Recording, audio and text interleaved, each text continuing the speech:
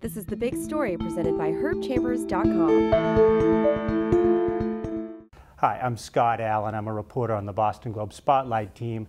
And today, the special prosecutor investigating the state's probation department has released his long-awaited report looking at troubles in the hiring process. This is a devastating report.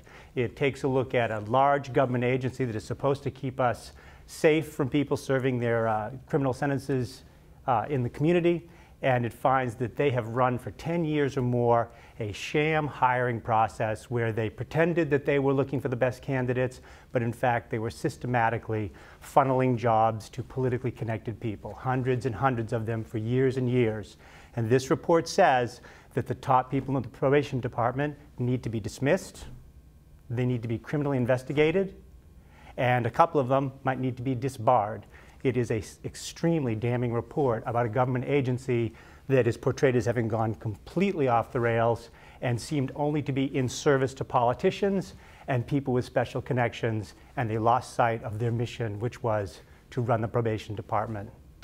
Commissioner Jack O'Brien comes in for the most criticism of all. The fraud, which occurs on a grand scale, in the prosecutor's words, started with the commissioner, who is a close friend and a protege of former House Speaker Tom Finneran. He ran an elaborate system that pretended that he was interviewing people on the up and up for jobs, but in fact he was keeping spreadsheets of all the political favors and all the things that the politicians wanted. He's also accused in this report of soliciting campaign contributions from his employees in the state cafeteria at Ashburton Place, which is against the law on the face of it. And he also was accused of soliciting campaign contributions and giving them to the state treasurer, Tim Cahill, to help Jack O'Brien's wife get a job working for Tim Cahill, which she did. People have known, court officials have known for years that there are problems in the probation department and the way it was run. Jack O'Brien kept very close counsel with his inner circle. He didn't interact with other people.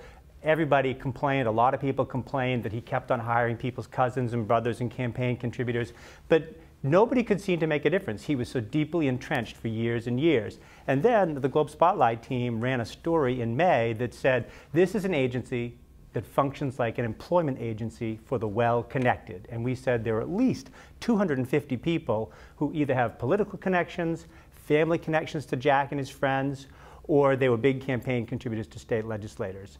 The day after our story ran, Jack O'Brien was suspended from his job, and Paul Ware, a prominent private attorney, was asked by the Supreme Judicial Court to take a look at what's going on inside the probation department.